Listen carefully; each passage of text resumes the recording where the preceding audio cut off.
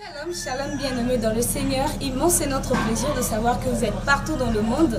En ce net moment en train de suivre ce puissant séminaire Prayer Room World dans nos plateformes Prayer Ministries Official.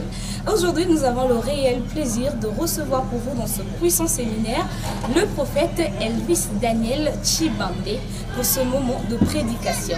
Alors restez connectés sur nos plateformes et suivez l'intégralité sur Prayer Ministries Official.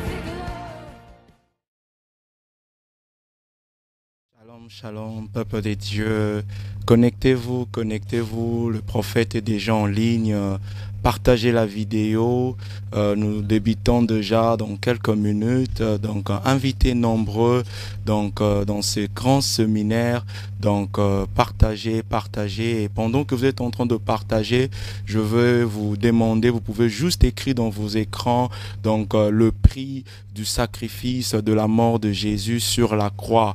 Donc si vous pouvez juste m'aider à écrire sur vos petits écrans donc le prix du sacrifice de la mort de Jésus-Christ sur la croix. Alléluia. Partagez, nous sommes là avec le peuple des dieux, partagez, invitez, et pendant que nous sommes on veut commencer ces instants, nous voulons commencer par la prière, et la servante de Dieu, Déborah, donc il va nous aider de nous conduire ces temps, de recommander la parole de Dieu, de recommander nos cœurs au nom puissant de Jésus. Amen. Bien-aimés dans le Seigneur, j'aimerais nous demander de prendre une bonne position. Avant de remettre le micro au prophète, je vais nous conduire dans un moment d'intercession. Amen. Nous allons intercéder pour ces instants, car je crois fermement que cette soirée n'est pas comme toute autre. C'est une soirée de gloire, c'est une soirée d'impactation, c'est une soirée de visitation. Et laisse-moi te dire que ce soir, Dieu nous fera énormément du bien. Mais en un seul accord, j'aimerais assez que tu puisses disposer ton cœur. Tu vas ouvrir ta bouche, on va prier. On va dire, Père, nous recommandons ces instants, que ton ciel soit ouvert. Comme les apôtres dans la chambre haute, ils étaient en un seul accord et ils étaient en train de prier. Et à cause de leur unité, lorsqu'ils étaient en train de prier, je vois dans la Bible, la parole nous parle du Saint-Esprit qui était descendu. Donc, lorsque nous sommes dans un seul accord, l'unité va faire descendre le Saint-Esprit et ce lieu sera en tremblement. Peu importe là où tu es, connecte-toi à nous et reste dans cette atmosphère. Nous allons prier, nous allons intercéder. Nous allons intercéder pour ces instants, nous intercédons pour nos cœurs et nous allons aussi intercéder pour la parole de Dieu, car je crois que cette parole a été envoyée spécialement pour toi. Alors ouvre ta bouche et commence à intercéder avec moi, que le ciel reste ouvert, que le ciel reste ouvert, que la présence de Dieu soit avec nous. Celui qui est alpha et oméga, il commence et il achève. Et lorsque nous lui demandons, il est là pour donner. Lorsque nous lui demandons, il est là pour donner et répondre à nos besoins. Éternel Dieu de gloire, en ce moment, nous venons nous abandonner entre tes mains. Nous sommes en train d'intercéder pour le culte de ce soir. Tout Tout ce que nous demandons, c'est que ton ciel soit ouvert. Tout ce que nous demandons, c'est que ta présence soit avec nous. Tout ce que nous demandons, c'est que ton esprit soit avec nous. Nous sommes là, nous sommes assoiffés. Nous sommes là, nous sommes assoiffés. Nous soupirons près de toi. Alors que la Bible déclare, lorsque nous nous approchons du trône de gloire, nous devons nous approcher avec assurance. Seigneur, ce soir, nous nous approchons avec détermination. On est seul à corps comme les apôtres dans la chambre haute. Nous demandons la plénitude du Saint-Esprit. Nous demandons ta présence en abondance, que l'atmosphère soit saturée et que nos cœurs, Seigneur, soient remplis. Viens combler le vide dans le cœur de ma soeur et de mon frère pour que nous puissions recevoir ce que toi tu as préparé, tu as planifié pour la soirée d'aujourd'hui. Raison pour laquelle nous levons nos voix, raison pour laquelle nous soupirons. Oh, la Bible déclare comme une biche qui soupire près de courant d'eau. C'est pour la vie que la biche soupire, mais ce soir nous soupirons auprès de ta présence. De sang en ce lieu, de sang en ce lieu, que cette soirée ne soit pas comme toute autre soirée, mais que ce soir, la vie de ma soeur soit délivrée, la vie de mon frère soit touchée, mais que ce soir, Seigneur, au travers, Seigneur, de cette soirée, que les choses se passent selon ta volonté, car je sais une chose, là où tu es, Seigneur, ce n'est que ta volonté qui se passe. Là où tu es, là où tu règnes, oh Dieu, ce n'est que ta volonté divine qui se passe. Oh, alléluia. Bien-aimés dans le Seigneur, nous sommes en train de monter dans la prière. La Bible déclare dans le livre de Psaumes que dans leur temps de détresse, dans leur temps d'angoisse, il leur envoya la parole. Oh, quand je lis ces versets, je me demande pourquoi est-ce que Dieu avait envoyé la parole. Mais les gens étaient en train de souffrir. Il pouvait leur envoyer l'argent, de l'or. Mais Dieu avait décidé d'envoyer la parole. Parce que le livre de Jean nous donne un éclaircissement. Il dit qu'au commencement était la parole. Et toute chose a été créée au travers de la parole. Laisse-moi te dire que la parole de ce soir est une parole qui vient créer quelque chose de nouveau dans ta vie. Et c'est pourquoi j'aimerais que tu puisses prier pour cette parole. Car cette parole a un mandat divin dans ta vie. Laisse que cette parole vienne accomplir le message pour lequel Dieu est en train de l'envoyer. Alors tu vas élever ta voix, tu vas prier, tu vas dire Seigneur, que cette parole vienne toucher ma vie. Que cette parole, que je n'écoute pas seulement, mais que ça vienne transformer ma vie. Que cette parole vienne délivrer ma famille. Que cette parole apporte quelque chose de nouveau que je n'ai jamais expérimenté. Car la Bible déclare au travers de cette parole, toute chose a été créée. Et laisse-moi te dire que cette parole, c'est Jésus. Alors élève ta voix et commence à intercéder pour la parole. Oh Dieu de gloire. La Bible déclare que c'est au travers de ta parole que tu as tout créé. Je prie Dieu. La Bible me dit que lorsque toi tu envoies ta parole, tu ne l'envoies pas en vain. Tu envoies ta parole avec un message bien précis.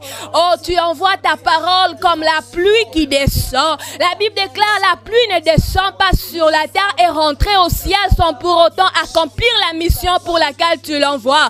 Et je crois que cette parole, cette pensée divine a une mission dans la vie de mon frère, dans la vie de ma soeur. C'est pourquoi je prie que cette parole, Seigneur Dieu de gloire, soit ointe au nom de Jésus. Que cette parole vienne bouleverser les choses. Que cette... That's the life of my mother. That's the life of my father. In the name of the Lord Jesus. Fais-le pour ta gloire, Seigneur. Fais-le pour pour ta gloire, fais-le pour ta gloire, fais-le pour ta gloire, au nom de Jésus, fais-le pour ta gloire, Seigneur, fais-le pour ta gloire ce soir, nous te les demandons, Seigneur, au nom de Jésus, que ça puisse changer et transformer nos vies, que ça puisse créer, que ça puisse changer, au nom de Jésus-Christ. Oh Père, nous te bénissons, car tu es en train de le faire maintenant. Seigneur, je prie, même pour l'instrument que toi tu vas utiliser ce soir. Au nom de Jésus. Oh Seigneur, Père, je te bénis pour ces instants. Oh, que ta parole soit ouette, que ta parole touche la vie de mon frère, que ta parole touche la vie de ma soeur, que ta parole touche la vie de ma mère et de mon père. Éternel, je prie pour ton instrument que toi tu t'es choisi.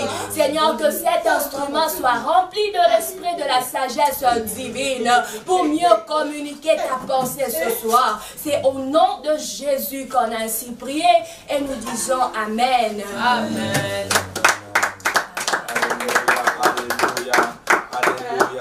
Invité, bientôt là on va décoller et je peux sentir une présence de Dieu dans ce lieu.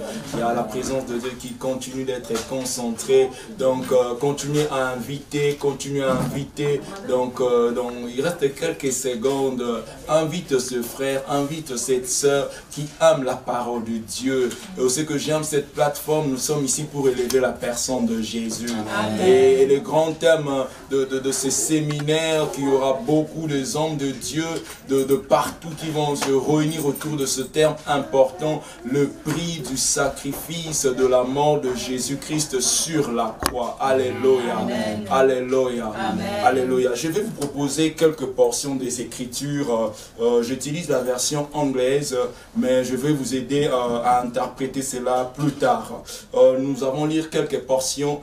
Notre texte de base, on va dans le livre de l'évangile de Luc, Luc chapitre 24, au partir du verset 17 jusqu'au verset 23. Puis on va lire aussi l'évangile de Marc, Marc chapitre 11, 15 à 17. Nous aurons aussi à lire Jean chapitre 2, le verset 19 à 22. Mais ceux qui écrivent peuvent ajouter Jean chapitre 8, le verset 1er au verset 10e, et ils peuvent encore ajouter 1 Roi chapitre 8, le verset 22 à 53. Alléluia. J'étais en train de dire, je veux lire 3 textes, mais on a ajouté deux autres textes pour nous aider à la compréhension de la parole de Dieu. Et on peut aussi ajouter Jean chapitre 20, le verset 24 au verset 29. Je lis Jean chapitre 2, le verset 19 à 22. J'utilise la version New King James. The Bible says, Jesus answered and said to them, destroy this temple, and 3 days I will raise it up. Then the Jews said, he has taken 46 years to build the temple, and you will raise it up in 3 days. But he was speaking of the temple of his body. Alléluia. Nous allons passer lire Marc chapitre 11, le verset 15 à 17. La Bible déclare ceci. So they came to Jerusalem, then Jesus went into the temple, began to drive out and bought and sold in the temple. He overturned the table of money changer and the seats of those who sold doves, and he will not allow anyone to carry wheels through the temple. Then he taught, saying to them, is not written, my house should be called a house of prayer for all nations, but you have made it a den of thieves. And all the scribes and the chief priests heard and sought how they might destroy him. On va clôturer dans Luc chapitre 24. Luc chapitre 24, pour ceux qui sont lecteurs des Écritures, ils comprennent, il s'agit de l'histoire de disciples qui se dirigeaient dans le chemin d'Emmaüs. Luc chapitre 24. The Bible says, le verset 13, on va s'arrêter au verset 27. The Bible says, now behold, 2 of them were traveling that same day to the village called Emmaus, which was 7 miles from Jerusalem, and then they talked together all of these things which had happened. So it was while they conversed and reasoned that Jesus himself drew near and went with them, but their eyes were restrained, so that they did not know him. And he said to them, what kind of conversation is that you have with one another as you are walking and are sad? Then the one whose name was Cleopas answered and said to him, are you the only stranger in Jerusalem that have not known the things that happen in this day? And he said to them, what things? They said, the things concern Jesus of Nazareth, who was a prophet, mighty indeed and in word, before God and all the people. And how the chief priests and our rule deliver him to be condemned to death and crucify him. But we were hoping that is who was going to redeem Israel. Indeed, beside all this, today is the 3rd day since these things happened. Yes, certain women of our company who arrived at the tomb and early astonished us when they did not find his body. They came saying that they had also seen a vision of angel who said he was alive. And a certain of those who were with us went to the tomb and found it just as the woman said, but him he did not see him. Then he said to them, O foolish one. Je veux sauter directement le verset 28. Then they drew near to the village where they were going, and he indicated that he would have gone further, but they constrained him, saying, abide with us, for it's towards evening, and the day is fast spent. And he went and stayed with them. Now it came to pass, and he sat at the table with them. Then he took the bread and blessed it and broke it and gave to them, and then the eyes were open. And verset 32, then they said to one another, did not our heart burn with while he was talking with us on the road, and while he opened the scripture to us? So they rose that very hour and returned to Jerusalem and found the 11 to those who with them gathered together, saying, the Lord is risen. Est-ce qu'on peut acclamer la parole du Seigneur? Alléluia, alléluia. Oh, j'aimerais introduire ces grands thèmes de notre séminaire. Le prix du sacrifice de la mort de Jésus à la croix. Alléluia.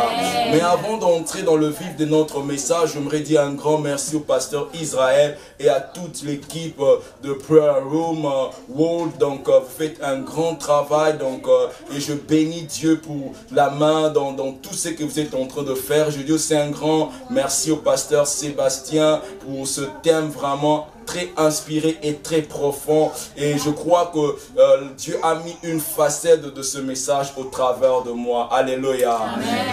J'aimerais introduire d'abord notre grand thème avec l'aide de l'évangile de Marc. Alléluia. On a lu Marc, mais avant que je entre dans ce texte, premièrement, j'aimerais dire une particularité de l'évangile de Marc. Lorsque vous lisez l'évangile de Marc, Marc est vu comme l'évangile de la souffrance. Marc est vu comme l'évangile du sacrifice. Et ce que j'aime, notre grand thème parle du sacrifice. Alléluia. Et lorsque vous étudiez Marc, contrairement à d'autres évangiles de Luc, de Matthieu et de Jean, vous allez remarquer quelque chose, peuple des dieux. Donc l'évangile de Marc est le seul évangile qui n'a pas recorde la généalogie de Jésus. Lorsque vous étudiez l'évangile de Marc, qui est surnommé aussi l'évangile de la souffrance ou l'évangile du service, parce que Marc présente Jésus comme le serviteur souffrant. Et dans cet évangile, il n'y a pas de biographie. Matthieu présente la généalogie royale de Jésus. Lorsque vous parlez dans Luc, Luc présente la généalogie humaine de Jésus. Lorsque vous parlez dans Jean, Jean présente la généalogie divine de Jésus. Mais lorsqu'on arrive dans Marc, il n'y a pas de généalogie. Dans cet évangile du sacrifice, dans cet évangile des actions, des actes de Jésus, on ne trouve pas une biographie. Parce qu'il y a un message caché derrière l'évangile de Marc, comme je j'ai déclaré sur toi. Il y a un message prophétique derrière l'évangile de Marc. Ce que Marc voulait dire, lui qui est concentré sur le sacrifice, comme nous ce soir, on va tourner autour du sacrifice. Ce que Marc voulait nous véhiculer comme message caché, que lorsqu'il s'agit du sacrifice de Jésus à la croix, Dieu n'a pas besoin de notre généalogie. Lorsqu'il s'agit du sacrifice de Jésus à la croix de Golgotha, oh, les problèmes de génétique tombent. Les problèmes de race ne sont plus de blocage. Oh, j'aimerais dire à quelqu'un, tu parles anglais, swahili, que tu sois n'importe quelle terre, lorsqu'il s'agit du sacrifice, c'est ouvert à tout le monde. Ça cherche seulement quelqu'un qui a la foi. Oh, j'aimerais demander au peuple de Dieu, ces choses sont disponibles pour ceux qui ont la foi. Pendant que nous sommes en train de parler sur le sacrifice ultime, le prix du sacrifice de la mort de Jésus à la croix, oh, j'aimerais dire à quelqu'un, il ne s'agit pas d'où tu viens, il ne s'agit pas de ta biographie, mais ce qu'il s'agit ici sont de gens qui ont la foi. Alléluia. Amen. Alléluia. Amen. Mais nous ne pouvons pas comprendre ces grands thèmes, le prix du sacrifice de Jésus-Christ sur la croix, sans certains éléments. Alléluia. Amen. Et c'est là où ça me conduit dans notre sous-thème de ce soir. Alléluia. Amen. Et les sous-thèmes que Dieu a mis en moi, c'est de parler sur les actes significatifs de Jésus. J'aimerais que nous puissions comprendre le prix que Christ aille à payer, le sacrifice de Jésus à la croix à l'aide de ces actes. Et l'Esprit de Dieu aille de toucher, que je veux toucher sur 4 actes. Ces actes sont des actes rares dans les Écritures, mais ça va nous aider à véhiculer de messages importants de Jésus. Et le premier acte que j'aimerais commencer ce message, ça se trouve dans Jean chapitre 8, le verset 1 à 10. Vous serez d'accord avec moi, le lecteur de la Bible, vous serez d'accord avec moi, pasteur, théologien, bibliste, que l'un de rares versets, ou je peux dire le seul verset là où parle que Jésus écrit, c'est dans Jean 8. Amen. Et le seul verset, il n'y a aucun verset dans les Écritures qui parle sur les écrits de Jésus. Mais dans ce texte ici, on parle que Jésus s'est mis à écrire. Amen. Mais ce que j'aime, la Bible déclare, il s'est mis à écrire sur le sable. Alléluia. Et cela m'attira encore à étudier cet acte de Jésus. Parce que si c'est le seul texte que Christ est en train d'écrire, alors ça doit être le fruit de notre recherche. Amen. Alléluia. Si c'est le seul texte qui parle là où Christ a à mettre ses écrits, on doit faire de sujets de recherche sur ça. Et ce que j'aime, le contexte que Christ est en train d'écrire, c'est un contexte de procès, my God. Le contexte que Christ est en train d'écrire sur le sable, c'est un contexte de jugement. La Bible déclare, on a apporté une femme, on l'a attrapé en flagrant de lui d'adultère. Et la Bible déclare, lorsqu'on a commencé à lever des accusations, Christ se mit à écrire. Alléluia. Ils augmentaient les accusations, Christ s'arrête et se mit à écrire. La Bible ne déclare pas Christ est en train d'écrire avant. La Bible dit ils sont venus et lorsqu'ils ont commencé à poser leurs problèmes, ils ont commencé à insister, à accuser cette femme, il s'est mis à écrire. Oh, ce texte ici, ce acte de Jésus est très significatif dans ces cas de procès pour comprendre le prix qu'il a payé à la croix. Oh, ce texte ici nous parle en même temps de la justice de Dieu, aussi de l'amour de Dieu. Oh, lorsqu'il est juste, il se met à écrire. Mais son amour nous pousse à écrire cela non sur un rocher mais sur le sable. Amen. Ce que j'aime lorsqu'il écrit sur le sable, c'est dans les oubliettes.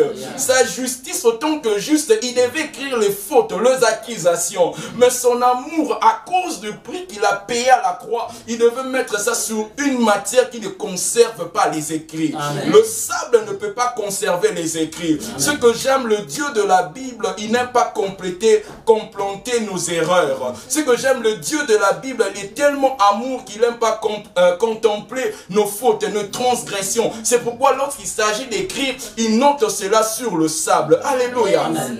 Les actes significatifs de Jésus. L'un de ces actes, ce sont ses écrits sur le sable, dans un contexte de procès. Oh, j'aimerais déclarer à quelqu'un qu'on est en train d'accuser. J'aimerais déclarer à quelqu'un qu'il est dans un procès ou bien dans un jugement. Oh, à la croix, il a écrit cela sur les oubliettes.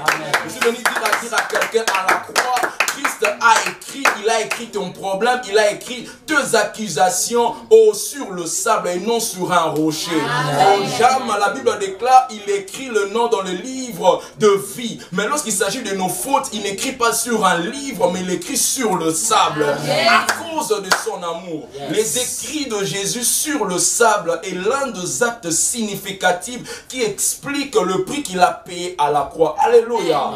Mais il y a un deuxième acte encore qui me bouleverse dans la Bible. Le Dieu d'amour, le Dieu des bontés. La Bible déclare dans Marc chapitre 11, lorsqu'il est entré à Jérusalem, il est entré dans le temple. Et dans le temple, la Bible déclare, il a commencé à renverser. Il a commencé à renverser le table. Il a commencé à chasser les vendeurs dans ce lieu. Oh, ce que j'aime, comment le Dieu, j'ai jamais vu dans les Écritures Christ être autant en colère comme dans ce texte-là. Et ce que j'aime, il s'agissait du temple. Et dans le contexte de l'évangile de Jean, Jean parle dans Jean chapitre 2 que le temple, il s'agit du corps de Jésus. Et il dit, il ne savait pas qu'il parlait de son corps. Oh oui, il ne savait pas que lorsque Christ dit, je veux détruire ce corps et je veux le reconstruire pendant 3 jours. Alléluia. Oh, j'aimerais dire à quelqu'un, il y a quelque chose de très significatif dans ce acte. Alléluia. Le corps de Jésus. Et lorsque vous lisez les Écritures, il n'y a que 2 textes qui montrent que Dieu aille à entrer et former les corps. Le premier corps que Dieu aille à former, c'était dans le jardin. Mais lorsque l'homme a péché, lorsqu'il s'agit de chercher un sacrifice, la Bible déclare dans Hébreu, il a voulu ni holocauste, ni sacrifice, mais il a formé un corps. Oh, je suis venu dire à quelqu'un, Dieu a formé un corps pour notre problème. Et ce corps a été livré comme un sacrifice à la croix de Golgotha. Mais ici, le texte nous montre clairement c'est Christ-là a commencé à renverser les choses. Lorsque le marché est venu se positionner dans l'église. C'est quoi cette image? Quelle est l'image significative de ce texte que veut nous faire comprendre ici? Amen. Ici, lorsque le temple, on voit le marché dans le temple, c'est l'image de l'abus de la grâce. Parce que le temple, comme on a dit, c'est l'image aussi du corps que Christ, c'est l'image de ce que Christ devait souffrir à la croix de Golgotha. Amen. Mais ce texte nous montre clairement que le marché aille à infiltrer le temple et il aille à renverser les choses. Ici, ce que le texte nous montre, c'est que Jésus-Christ nous enseigne à côté de la grâce aussi marche avec le jugement. Amen. Comment le Christ qui est rempli d'amour se met à renverser les choses. Aujourd'hui, lorsque nous sommes en train de traiter sur le prix du sacrifice de la mort de Jésus à la croix, oh, j'aimerais faire comprendre à quelqu'un, pendant que nous sommes en parlant de ce texte, Christ nous fait comprendre qu'il y a un défaut de tomber dans le piège de l'abus. Parce qu'il y a beaucoup de prédicateurs de ce temps, on est en train d'abuser sur ce message. Amen.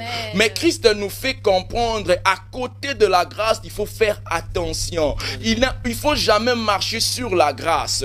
On ne doit jamais marcher sur la grâce. Alléluia. C'est ce que ce texte nous veut dire. Lorsqu'il fait sortir les vendeurs, il fait sortir le marchand, il renverse le table qui était dans le temple, qui indiquait sa souffrance. Les temples, Jean nous dit, ça manquait que Christ, il parlait de son corps, il parlait du prix qu'il devait payer. Amen. Mais il y a eu l'abus, les ventes, le marchandise sont venus dans les temples. Oh, je suis venu dire à quelqu'un, ne marche pas sur la grâce de Dieu.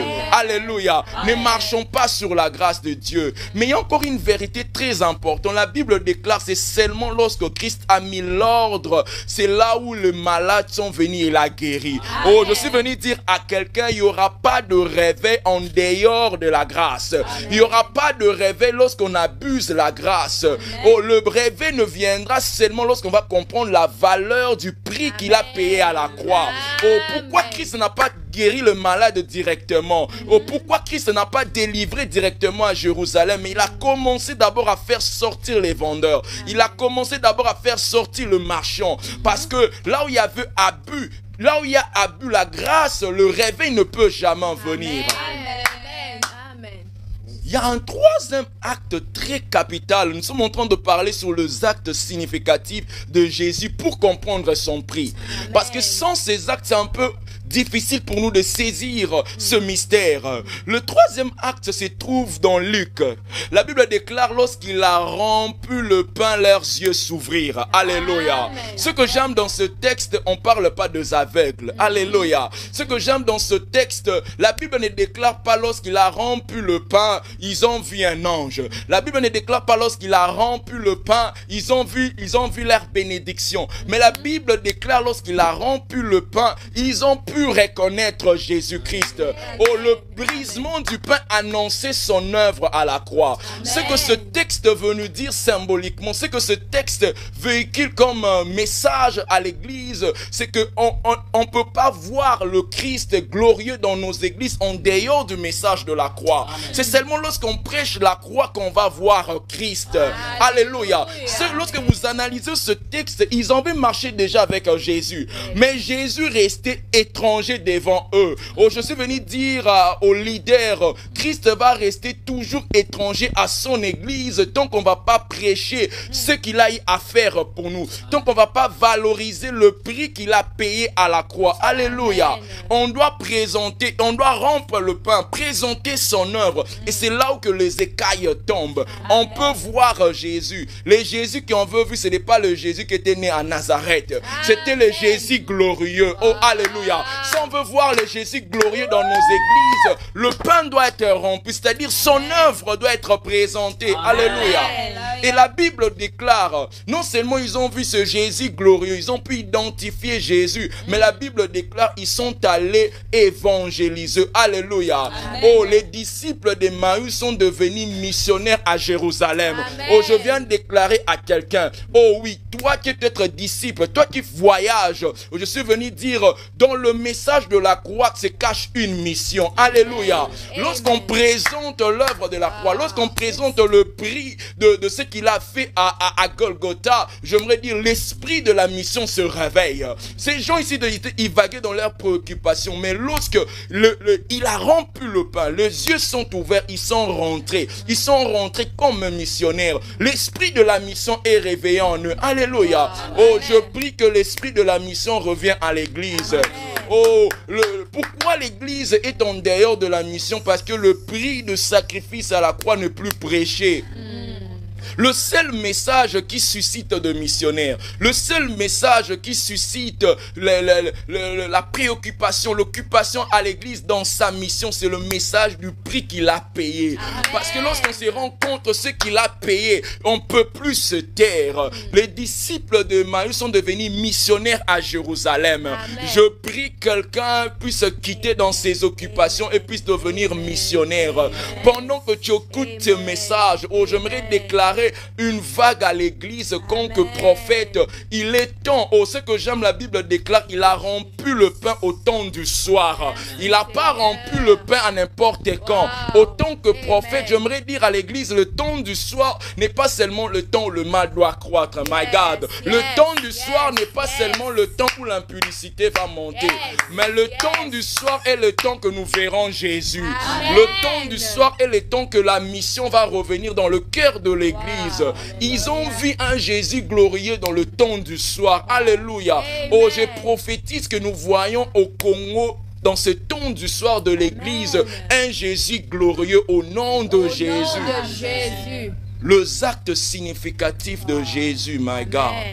Il y a un quatrième acte qui tire mon attention. Amen. La Bible déclare dans Jean chapitre 20, le verset 24 à 28, Christ présente ses mains clouées. Et il présente les côtés percés à Thomas. Oh, j'aimerais dire à quelqu'un, l'incrédulité ne tombe seulement lorsqu'on présente le main de Jésus. L'incrédulité tombera jamais à n'importe quel message. L'incrédulité de Thomas est tombée lorsqu'on a présenté le message de la croix. Lorsqu'il a vu que ce main qui était cloué, lorsqu'il a vu le côté, la Bible déclare, Thomas s'est prosterné. Alléluia. Amen. Mais il y a quelque chose encore d'important que ce texte nous montre. La Bible déclare, c'était 8 jours après. Mais avant, les autres ont essayé à convaincre Thomas. La Bible dit, mais il n'a pas cru. Il a dit, tant que je ne veux pas mettre mes doigts dans ce main troué, Tant que je ne veux pas mettre mes doigts dans son côte percée, je ne veux pas croire. Ils ont commencé à le prêcher. Je peux m'imaginer, Pierre s'est mis à prêcher. Je peux m'imaginer, Jean s'est mis à prêcher. Mais le Saint-Esprit m'a révélé quelque chose. Et tous, ils prêchaient une chose, les prix qu'il avait payé à la croix. L'accumulation de cette prédication a invité la présence glorieuse de Jésus. Oh, je suis venu dire à l'église du Seigneur, c'est seulement lorsqu'il y aura accumulation de la présentation de ce que Christ a fait pour nous, c'est là où il y aura un rendez-vous. C'est là où un Thomas peut avoir un rendez-vous avec Jésus. Le rendez-vous du ressuscité vers Thomas n'est pas le fruit du hasard, mais ça avait pris 8 jours. Et je suis convaincu, pendant 8 jours, on faisait que lui prêcher. Pendant 8 jours, on essayait de lui convaincre. Donc, dans cette réunion de prière, il y avait accumulation de messages de ce qu'il avait fait à la croix. Et la Bible déclare, Jésus est venu. Il était venu uniquement pour Thomas. Je suis venu dire à un prédicateur, le temps est que nous saturons l'église avec le message de la croix. Amen. Les temps dans nos omissions que nous saturons nos réunions de culte avec ce qu'il a eu à faire à la croix. Oh, pour que sa présence glorieuse soit invitée parmi nous. Et plus l'incrédulité puisse tomber. Amen. Alléluia.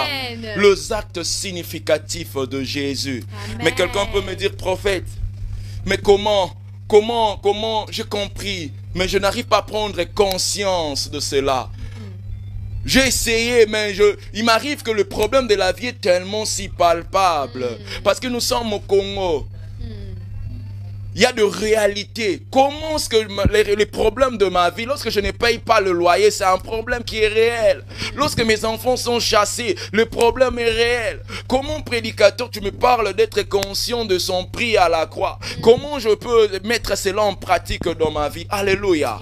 Oh, j'aimerais répondre à quelqu'un comme l'ange a répondu à Gabriel, c'est le Saint-Esprit. C'est le Saint-Esprit, lorsqu'il vient dans nos vies, il peut, avec ce message, il peut rendre le message de la croix plus réel que nos problèmes. Oh, je suis venu dire à quelqu'un, c'est l'œuvre de l'Esprit. Oh, surtout pour nous les Congolais, en particulier les Quinois, dans un pays qui encore, il y a beaucoup de choses qu'on veut voir. C'est pas possible sans l'aide du Saint-Esprit. Pour qu'on puisse être conscient du prix de Jésus à la croix, il faut que l'Esprit de Dieu puisse nous diriger. Il faut que l'Esprit de Dieu puisse nous saturer. Alléluia. Nous-mêmes, avec notre intelligence, avec notre théologie, ça ne sera pas assez. Parce que la misère est tangible au Congo. La misère est palpable dans mon pays. Mais le Saint-Esprit, alléluia. Le Saint-Esprit peut rendre le message de Jésus plus tangible que ta misère. Le Saint-Esprit peut rendre ces choses que nous sommes en train de parler plus tangibles. Et c'est ça ma prière. Alléluia. Amen. Les actes significatifs de Jésus. Lorsqu'il écrit sur le sable, lorsqu'il renverse, lorsqu'il rend le pain et lorsqu'il présente sa main trouée et son côte percée. Est-ce qu'on peut acclamer pour cette parole? Les actes significatifs de Jésus. Alléluia. J'aimerais qu'on puisse passer quelque temps en prière. Prier pour ce message. Alléluia.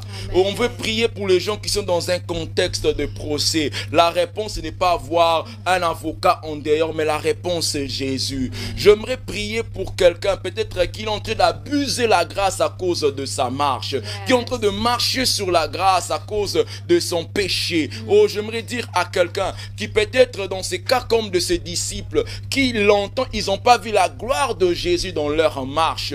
Oh, j'aimerais aussi prier à quelqu'un qui est tombé dans l'incrédulité. Est-ce qu'on peut prier ensemble? Est-ce qu'on peut prier pour ce message au nom puissant de Jésus? Seigneur, nous prions, Seigneur, sois le juge et sois l'avocat. Seigneur, nous prions pour ce message de ce soir, Dieu des gloires.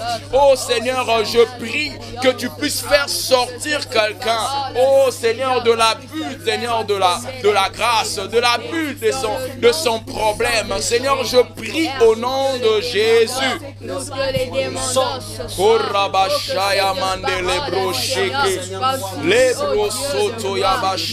Seigneur, nous prions au nom de Jésus. Oh, je prie que le pain soit rompu. Seigneur, je prie au nom de Jésus. Oh, alléluia, alléluia, alléluia, alléluia. Korabashande le broshaka, ye korabababo shende le brosheka, masobro sukaya bashea. Au nom de Jésus, alléluia. Il y a une dernière requête, j'aimerais qu'on puisse prier pour notre nation. L'Esprit de Dieu me met une pensée, me met une vision. J'aimerais qu'on puisse prier pour notre nation avant de clôturer ces instants. Particulièrement, je prier pour le chef de l'État. Parce que dans ma vision, je suis en train de voir comme un plan de l'ennemi, mais au sein de la famille de notre chef de l'État. Je suis en train de voir un plan de scandale de l'ennemi au sein de la famille du chef de l'État. Mais la parole de Dieu nous recommande de prier ceux qui sont élevés en dignité. J'aimerais qu'on puisse prier pour la famille du chef de l'État. Et dans la vision précisément, j'étais en train de voir une fille, une jeune fille. J'aimerais qu'on puisse prier pour le fils du chef de l'État, parce que je suis en train de voir de ces choses, je ne peux pas le dire ici, mais je suis en train de voir un plan de scandale. Mais est-ce qu'on peut annuler cela? Le diable veut déstabiliser. Oh oui, dans ces temps de transition, nous voulons casser tout plan de l'ennemi. Oh, dans ces temps qu'il y a quelque chose qui se passe, Seigneur, nous voulons détruire le plan du diable dans la famille du chef de l'État. Oh, Korabashaya, Mende Rebobobo Shaya, Sobra Kaiba Reboshi, Yesoda Rekayamashi, au nom puissant de Jésus. Korababa Idelebroche Kayamase, au nom puissant de Jésus. Au nom puissant de Jésus.